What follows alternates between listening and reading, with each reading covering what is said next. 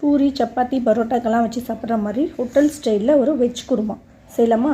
1/4 மூடி தேங்காய், 4 பல் பூண்டு, ஒரு சின்ன துண்டு இஞ்சி, 2 பச்சை மிளகாய், கொஞ்சம் புதினா இலைகள், கசகசா 1 ஸ்பூன், பொட்டுக்கடலை 1 ஸ்பூன், சோம்பு 1 ஸ்பூன், மிளகு 1 ஸ்பூன், இதெல்லாம் போட்டு நல்லா மைய அரைச்சி எடுத்து வச்சுக்கோங்க.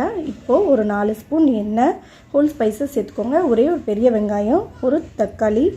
இப்போது வெஜிடபிள்ஸ் உள்ளே சேர்த்துக்கோங்க. நான் அதில் கேரட், பீன்ஸ், பொட்டேட்டோ, காலிஃப்ளவர், பச்சை பட்டாணி சேர்த்துருக்கேன். 1/4 ஸ்பூன் மஞ்சள் தூள், 1 ஸ்பூன் மிளகாய் தூள், 1 ஸ்பூன் கரம் மசாலா சேர்த்து நல்லா அதில் எண்ணெயோடு வதக்கின அப்புறம் 1 ஸ்பூன் உப்பு சேர்த்துக்கோங்க. இப்போ அரைச்சி வச்ச விழுதியும் உள்ளே சேர்த்துட்டு தேவையான அளவு தண்ணி ஊற்றிக்கோங்க. நான் அதில் ஒரு கிளாஸ் அளவுக்கு தண்ணி ஊற்றிருக்கேன்.